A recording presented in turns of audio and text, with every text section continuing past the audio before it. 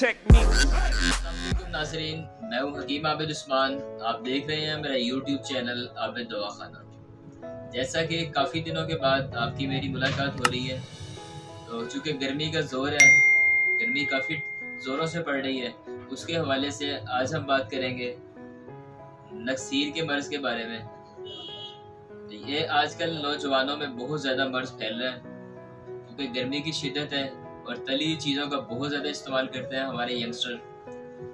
नक्सीर की तरफ हम इस तरह करेंगे कि जब जिस्म इंसानी में गर्मी बढ़ जाती है तो नाक की रगें खून से पूर होकर फटना शुरू हो जाती है।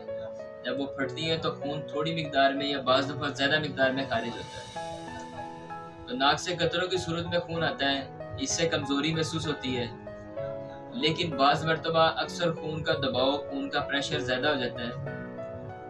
जब ये खून खारिज हो जाता है तो इसमें कमज़ोरी होने की बजाय तबीयत थोड़ी बहाल हो जाती है, क्योंकि खून का प्रेशर ज़्यादा था पीछे, वो निकल गया तो तबीयत बहाल हो जाती है।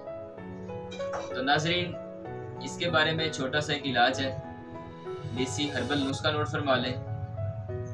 तबाशीर 50 ग्राम है, कत्था आपने गंडेरी वाला लेना है 50 ग्राम, गिरू सुरख कलर की मट्टी है 20 ग्राम, सब्ज़ इलायची 25 ग्राम, मिश्री कूजा 80 ग्राम डाल लें। अगर मिश्री कूजा नहीं पसंद करते तो ग्लूकोज पाउडर आप इस्तेमाल कर सकते हैं 80 ग्राम।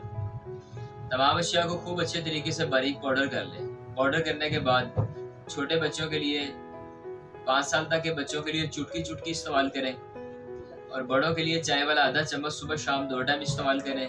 लेकिन बड़ों के लिए शरबत इंजबार पानी में डाल के 4 चम्मच उसके साथ ये दवा इस्तेमाल करें, इससे ज़्यादा फ़ायदा होगा इंशाल्लाह।